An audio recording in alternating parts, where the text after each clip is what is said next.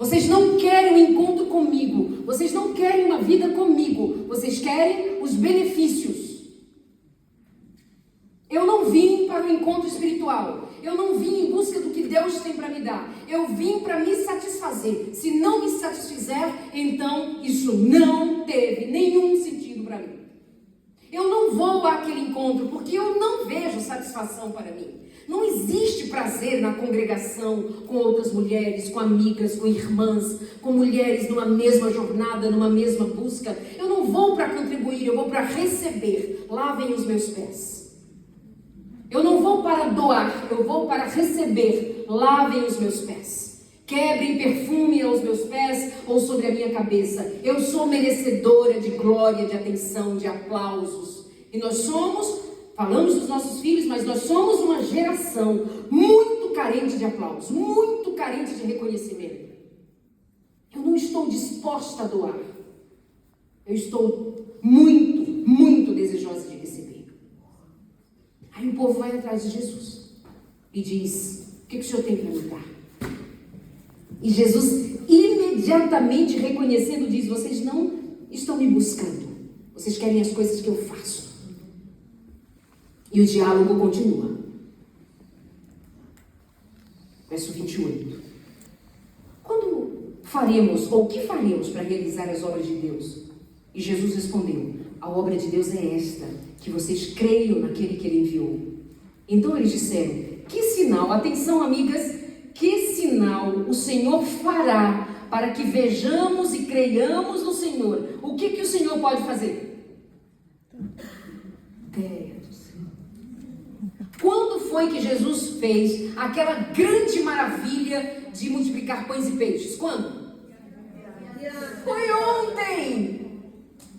Foi ontem! Hoje eles estão perguntando para Jesus na maior... Cara de pau.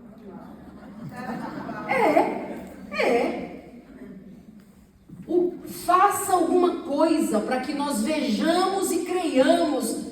Vejamos e creiamos. Se o Senhor fizer hoje o que foi feito ontem, não serve. A maior prova de que eles não estavam realmente interessados em Jesus. E quem garante que nós estamos interessados em Jesus? Nós precisamos fazer perguntas honestas, não somente de nós a outros, mas de nós para nós mesmas. Em que lugar da minha jornada com Jesus eu vou reconhecer que eu caminho com Ele por tradição, porque eu conheci a igreja, porque tem uma verdade que me convenceu, mas assim, Jesus mesmo, se me encherem muito as paciências na igreja, dane-se. Pode falar, dane-se. Já foi. Se eu tiver que, para ganhar algo, transgredir o sábado, Jesus do meu tamanho, Ele vai me entender. Não devolver o dízimo, não, sei lá, o que você pensar assim, do seu compromisso de fidelidade com Deus. Faça alguma coisa para que eu veja que o Senhor é Deus. Faça alguma coisa que me convença que você é alguém a quem eu deva dar ouvidos. Faça alguma coisa. Resolve o problema com minha casa, meu marido, meu trabalho, meu emprego, minha vida. Resolve minha história. Faz alguma coisa para que eu veja que o Senhor é Deus. Vê se me escuta, vê se fala comigo, responde as minhas orações. Gente, a gente tem umas colocações assim de crente que a gente precisa se converter. Umas colocações assim: que Deus não me escuta. Como Deus não me escuta? Deus não fala comigo. Como Deus não fala comigo? Deus deixou isso aqui, tudo isso aqui para falar comigo. E aí você diz: Deus está em silêncio. Não tem uma música muito bonita na melodia que diz assim, que Deus estava em silêncio, Deus tem uma coisa de chorar e Deus faz silêncio.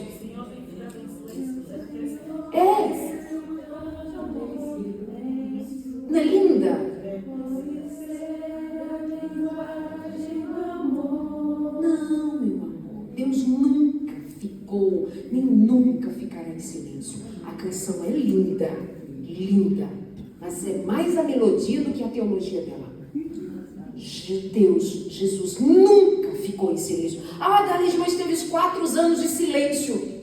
4 400 anos, né? 400 anos de silêncio. Não, ele estava desobedecendo. Nada gritou mais do que 400 anos de escravidão daquele povo. E os profetas, e a palavra profética, e os avisos de Deus, e os recados de Deus que foram inadvertidamente, ou advertidamente, ainda assim foram desobedecidos. Deus não faz silêncio. Somos nós que ficamos ensurdecidos, ou pela dor, o que quer que seja, mas Deus sempre falou e sempre falará. Amém. Abre a palavra, busca Deus, busca Senhor, fala comigo. Como uma amiga minha, no testemunho dela, disse assim, Darlice, disse que eu não tinha como orar, eu não tinha palavras mais para dizer a Jesus, e eu chorava, e as minhas lágrimas, eu tenho certeza, eram as minhas melhores palavras para o Senhor ouvir.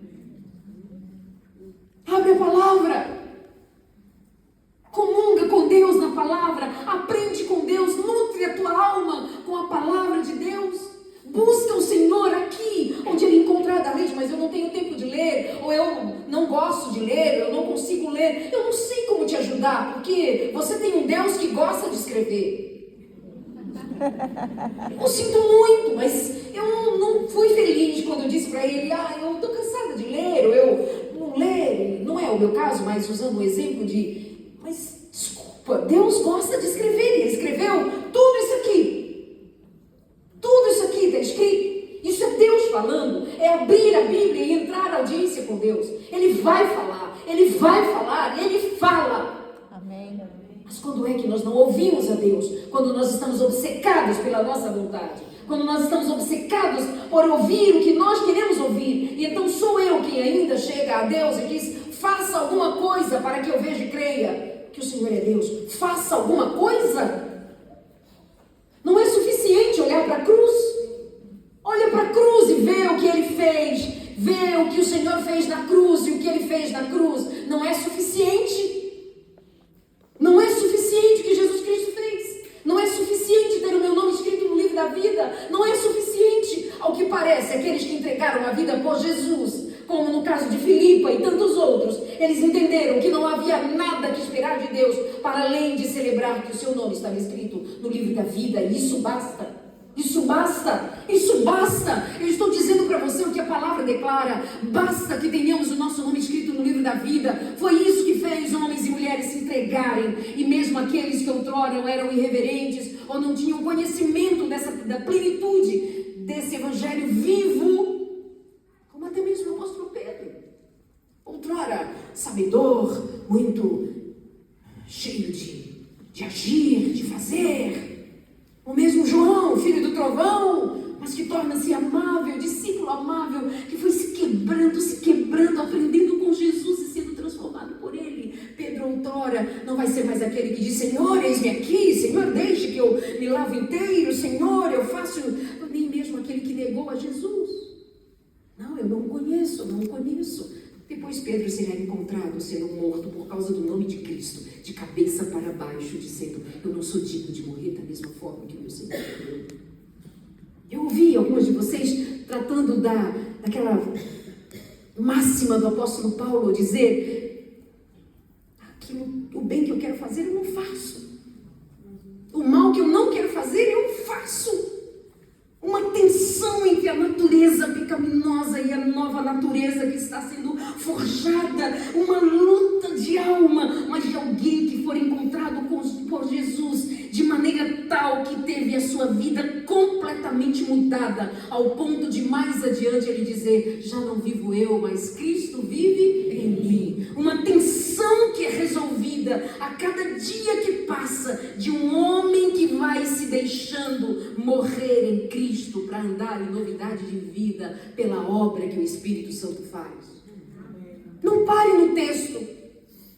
Aquilo que eu quero, eu faço, não quero. Continua, persevera. Aquele que começou a boa obra há de terminar. E nós viveremos dia após dia buscando e sendo em Deus forjado nova criatura. E um dia nós olharemos e veremos a Jesus face a face. Amém. E Ele terá completado a obra que um dia Ele começou. Amém.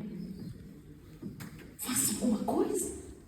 Como assim faça alguma coisa para que vejamos e creiamos? Olha para a cruz. que olhar para tantas das nossas mazelas o tempo inteiro, o tempo inteiro, o tempo inteiro. Não te cansa de a toda hora ficar entrando em contato com suas mazelas. Autoconhecimento é bom, mas quanto mais eu me conheço, mais eu me descubro uma pecadora miserável e carente da graça e misericórdia de Deus. Quanto mais eu me conheço, mais eu me declaro necessitada de Jesus Cristo. Paulo foi dizendo, inicialmente ele era o pior dos pecadores, ele era o menor dos pregadores. Lembra que Paulo sempre se colocava assim, e aí ao final, quanto mais ele vai se aproximando do fim, ele vai se declarando, dizendo, quem sou eu? O maior aqui é Cristo. Amém. Glória a Jesus. Eu morri, eu passei, eu acabei, agora é Jesus Cristo. Se eu viver é lucro, se eu morrer é lucro, me acontecer é para a glória de Deus. A glória a Jesus. Com o passar do tempo, se nós vamos nos orgulhando e nos vendo muito capazes, muito senhoras, muito maravilhosas, eu tenho medo disso. Também. Eu tenho medo porque eu posso me perder de mim, me achando muito suficiente. Suficiente é Jesus. Amém. Glória a Jesus. Se há alguma coisa boa, vem de Jesus. Verdade. Mas faça alguma coisa para que vejamos e creiamos que o Senhor é Deus e o Senhor Jesus vai dizer continuamente, eu sou o pão da vida, eu sou o pão da vida, eu sou a água da vida, quem comer não passará fome, não sentirá fome. E aquela multidão inteira não é convencida. Tem gente que não vai se convencer com a palavra, tem gente que não vai se convencer nem mesmo se o próprio Jesus falar-lhes. Não se convencerá. A multidão ouvia Jesus dizer. E a multidão murmurava, mas quem ele pensa que é? Ele é filho de Maria, filho de José. Nós o vimos crescer, ele é da comunidade, quem ele pensa que é? Agora ele vem dizer que ele é o pão da vida, Mas não foi ontem que eles viram Jesus fazer o inacreditável? Foi ontem. Hoje eles descredibilizam Jesus. Por que eles hoje descredibilizam Jesus? Porque Jesus não fez exatamente como eles pensavam. Porque Jesus não assentou-se numa cadeira, recebeu uma coroa e os seus súditos ao seu redor e disse, agora partiremos para guerrear contra Roma. As suas expectativas foram por água abaixo, então Jesus já não era Jesus, era apenas o filho de Maria e José. Quem é Jesus para você? Nós fazemos daqui uma leitura do que fez aquela multidão há tantas centenas de anos. Mas e nós? O que há em nós que testemunha diferente daquela multidão? Nós estamos aqui em busca de quê? Nós queremos verdadeiramente Jesus? Nós verdadeiramente queremos Jesus? Nós verdadeiramente amamos a Jesus? Amém. Ou nós cantamos melhor de Jesus, falamos melhor de Jesus, admitimos uma religião, mas será que verdadeiramente Jesus está no centro da minha vida? Nós dizemos amém, glória a Deus, aleluia, quando nós relatamos os milagres que Jesus Cristo fez, e nós cremos também que Deus fará. Eu estou com uma amiga agora no Canadá, que muitas de vocês, eu imagino, conheça, a Simone. Alguém conhece a Simone? Tem visto a Simone numa luta? Ontem os médicos disseram para ela simplesmente, não tem o que fazer. Não tem o que fazer. Não tem como fazer nem mesmo uma condição de ela usar colostomia. Não tem nada no intestino dela que possibilite que ela use aquela bolsinha externa. Não tem como. Não tem nada. Tudo aderido, tudo machucado, tudo cheio de tumores. Ela está tomada de tumores e não tem o que a medicina possa fazer. Mas Deus pode. E a Simone tem suas lutas. Mas ao final de toda a batalha do dia, ela diz, Senhor, eis-me aqui. Eis-me aqui. Ela só tem Jesus porque não tem mais saúde. Não tem uma esperança humana. Não tem nada. Ela só tem Jesus. Ela tem tudo. Ela só tem a expectativa de deixar um filho adolescente sem mãe. Dizer, Senhor, cuida do meu filho. Se faltar tudo, quem é Jesus para você? Aquela multidão não se viu convencida. E o Senhor Jesus insiste, em verdade, eu lhes digo que se vocês não comerem a carne do Filho do Homem e não beberem o seu sangue, não terão vida em vocês mesmos.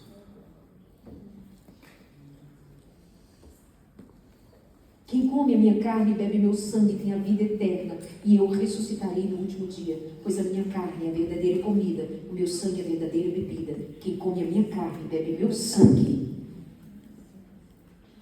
O pão que nós comemos hoje pela manhã é um pão que já está, partícula por partícula, nutriente por nutriente, transformando-se em sangue, faz parte de mim. O que eu comi agora faz parte de mim, para bem ou para mal. Tenha comido certo ou tenha comido mal, faz parte de mim. Quando Jesus se coloca como pão, é para ser mastigado, para ser comido, para ser degustado, para ser sentido, para fazer parte de mim, da minha vida. Deixa eu dizer uma coisa para você: a religião de Jesus é mais do que qualquer outra coisa que possamos imaginar. É uma religião de intimidade. Quem não quer intimidade com Jesus, não vive a religião de Jesus. Verdade.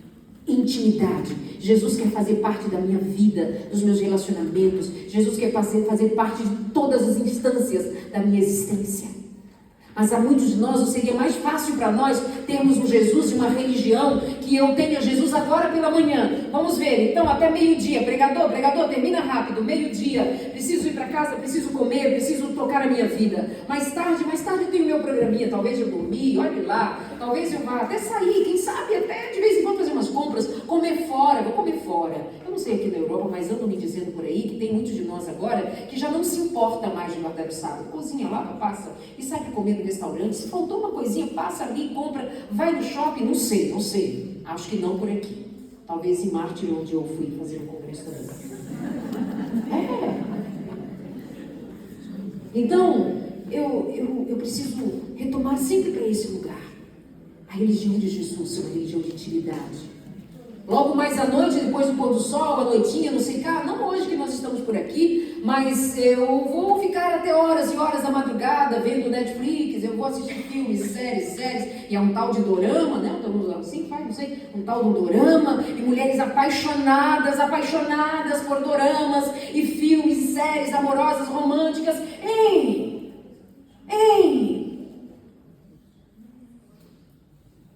Amores!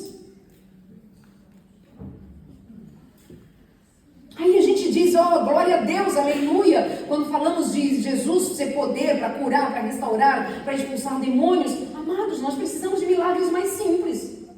E vou dizer para vocês que para além do milagre que a Simone precisa, de que tantos outros precisam, e muitos de nós aqui talvez precisem de coisas grandiosas, nós estamos, no entanto, precisamos de milagres muito menores. Que já está disponível para nós a graça de vermos esse milagre se realizar.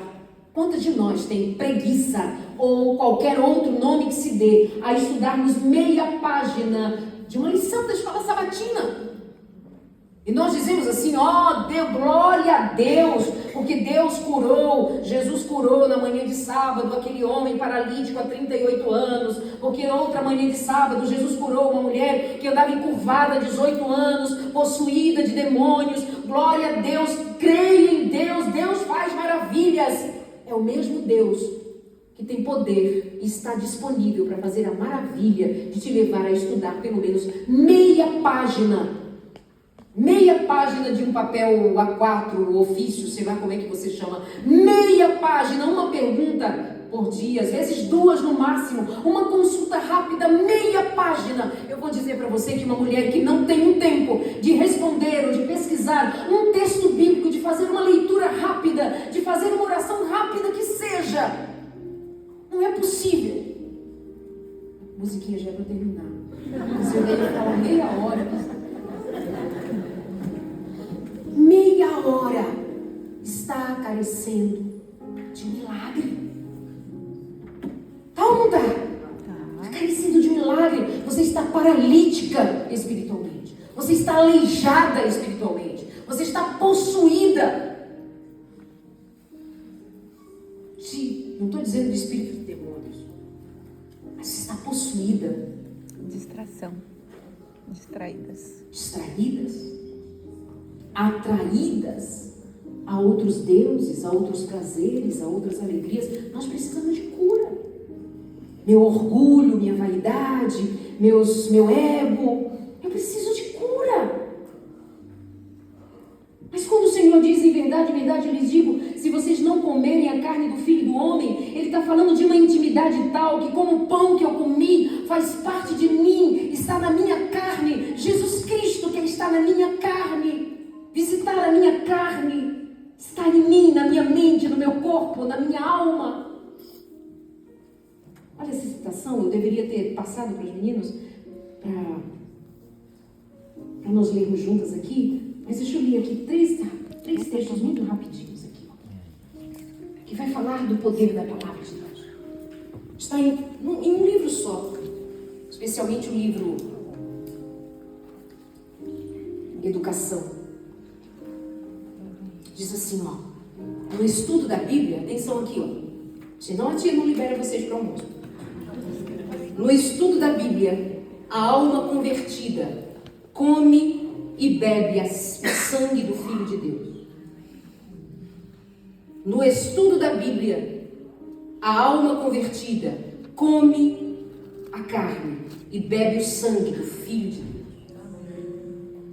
Ela vai dizer mais ainda, com poucas crianças são ensinadas a estudar a Bíblia como a palavra de Deus e alimentar-se das suas verdades, que são a carne e o sangue do Filho de Deus. E ainda mais, se os que pretendem ser discípulos de Cristo, comerem a sua carne e beberem o seu sangue, que é a sua palavra, terão vida eterna. Vou repetir aqui, ó. Se os que pretendem ser discípulos de Cristo, comerem a sua carne e beberem o seu sangue, que é a sua palavra, terão vida eterna. Ellen White, Fundamentos da Educação Cristã, página 457, 386, 378, se quiserem depois posso dividir. À medida que Jesus Cristo vai falando sobre comer a carne e beber o sangue, nós vamos então entrando em contato com esse chamado de Jesus a ter uma vida de intimidade com Ele. Para além das coisas que Ele faça, para além daquilo que foram buscar em Jesus. Já estamos terminando aqui, ó, vem comigo. Verso 60. Muitos dos seus discípulos, tendo ouvido tais palavras, disseram: duro é esse discurso. Quem pode suportá-lo? Alguém sabe dizer o que foi a dureza do discurso de Jesus? O que foi que Jesus Cristo falou que foi tão duro de admitir? O que tem de tão duro? O que tem de tão difícil?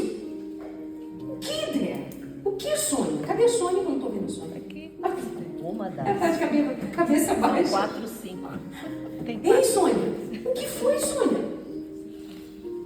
O que foi que Jesus Cristo fez para que a multidão diga que o discurso dele foi duro? É muito duro o que ele está falando. É duro mesmo um Deus que quer fazer parte da sua vida, que quer fazer parte da escolha das suas roupas, a escolha da sua comida, a escolha da sua bebida, a escolha das suas amizades, a escolha dos seus relacionamentos, a escolha da sua história, do seu destino. É duro demais um Deus que quer fazer parte de tudo que é seu, que não te dá descanso, que vai sentar com você à sua frente, e você começa a comer e diz: mas Jesus não vai comer? Eu estou aqui para comer no seu prato.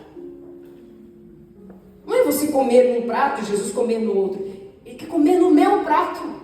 Ele quer comer da minha comida. Aí eu começo a pensar que a minha comida não é a melhor comida para Jesus. Aí eu sou levada a considerar, a mudar a comida para Jesus comer comigo e eu e ele ficarmos juntos, satisfeitos, e eu satisfeita na satisfação do meu Deus. Você entende? Eu colocar o meu vestido e pensar: meu Jesus está feliz, ele está comigo. Numa vida de intimidade.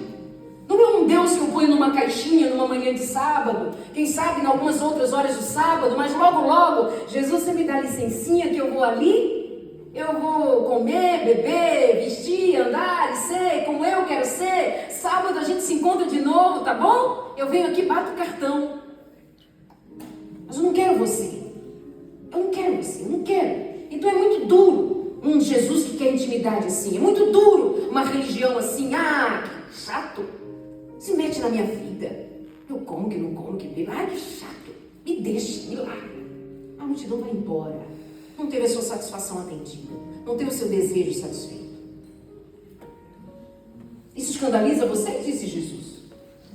Verso 63, atenção aí, fazendo relação com os 3 textos que eu li de Ellen White, com o que Jesus Cristo disse no verso 53 e 54 e 56 sobre comer a carne e beber do sangue. Ele vai dizer assim, o Espírito é o que vivifica, a carne para nada aproveita. As palavras que eu lhes tenho falado são Espírito e são? As palavras que eu lhes tenho falado são Espírito e são? Vida. Deixa eu dizer outra coisa para vocês. Nós permaneceremos de pé se nós permanecermos na palavra, se nós formos ensinados na palavra. Não há outro lugar seguro senão a palavra. Não são as opiniões, não são as ideias, não são as reportagens, não são nem os artigos científicos. Pelo amor de Deus, voltem-se à palavra. Qual foi o último dia que você leu uma porção da palavra com gosto? Qual foi outro dia que você leu uma porção do Espírito de profecia que chama você de volta para a palavra, que leva você de volta para a palavra? Não há um sequer que permaneça de pé se não estiver firmado na palavra. Olha o que ele disse: as palavras que eles têm falado são Espírito e são vida. Vida. Aqui tem vida. No estudo da palavra tem vida. Na comunhão com a palavra, vida. Vida. Tem vida. Vida, na vida de muita gente que anda dizendo que está morrendo de fome espiritual. Falta a palavra de Deus. Esse final de semana eu estava numa caravana. Como é a vida, né? A essa hora, quer dizer, a essa hora não, porque a gente está em horário diferente, mas sábado passado eu estava numa cidade chamada Antas, interior da Bahia, lá no sul da Bahia, longe. E hoje eu estou aqui com vocês. E aí, naquele mesmo dia eu conversava com um dos nossos líderes e eu falava para eles assim, eu disse assim, olha, aqui na TV nós temos 2 programas de pregação específicos. Nós temos um chamado Adoração, só pastores pregam. Nós temos um outro programa chamado A Mensagem por Elas, onde 5 meninas pregam. Eu falei, isso não faz sentido. Tem um lugar para menino pregar, tem um lugar para menina pregar. Ele disse, você tem razão. Porque foi isso já, não foi nem ele que pensou essa ideia. Na época tinha outra ideia, queria fazer um programa especial, mulheres e tal. Mas nós acabamos colocando homens e mulheres pregando em lugares diferentes. Homens e mulheres deviam aceitar e atender o mesmo púlpito, ocupar o mesmo púlpito, né? E ele disse, você tem razão, David, é verdade.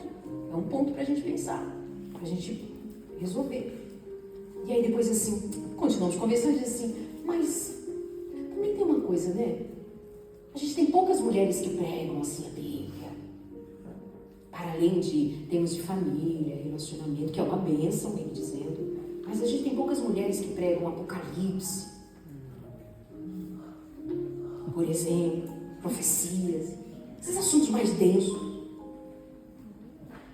É reflexão. É uma reflexão. Por quê? Onde que estamos nós, mulheres, que não demandamos sobre a palavra de Deus em assuntos que são fundamentais para a nossa fé? Você consegue dar um estudo bíblico sem usar o livrinho do estudo bíblico? Você consegue dar um testemunho da sua fé sem usar o caderninho, texto X, texto Y? Você não sabe falar por que você crê, por que você guarda o sábado? Você sabe dizer que você guarda o sábado na Bíblia? Quantos? Você sabe pelo menos 5 textos bíblicos. Foi muito? Tá bom. 3 textos bíblicos. 3 textos, que eu digo que entregue agora a Bíblia para você e diga, me dê 3 textos bíblicos que confirmem a sua fé na guarda dos mandamentos de Deus. Me dê 3 textos bíblicos que tratem da volta de Jesus. Vai, me dá 3 textos bíblicos. A gente está acostumado a pegadinha, o papelzinho, aquela coisinha, quando dá o estudo bíblico. Mas eu já vou terminar aqui, a música já está terminando também. Aí a multidão vai embora. Verso 66, 67. Então Jesus perguntou aos 12, será que vocês também querem se retirar? E aí Pedro diz, para que iremos? Só o Senhor tem as palavras da vida eterna. Amém. E nós temos crido e conhecido que o Senhor é o Santo de Deus. Ou seja, aquela multidão vai embora. Os poucos que ficaram, Jesus olha para eles, como me referi ontem à noite, e diz assim, vocês também não querem ir? Não quero quantidade. Eu quero gente que fique de verdade. Quer ficar?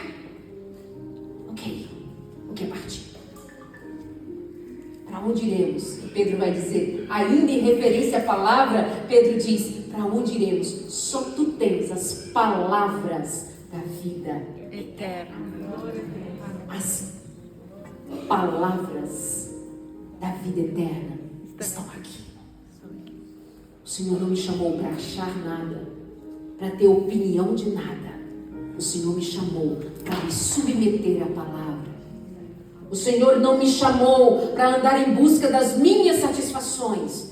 O Senhor me chamou para me satisfazer com a sua presença. Amém. Quantas de nós está satisfeita com a presença de Deus? Amém. Quantas de nós? Amém. Glória a Jesus. Só baixa a voz, querido, um pouquinho, por favor. Pode tirar. Quantas de nós? Pode tirar.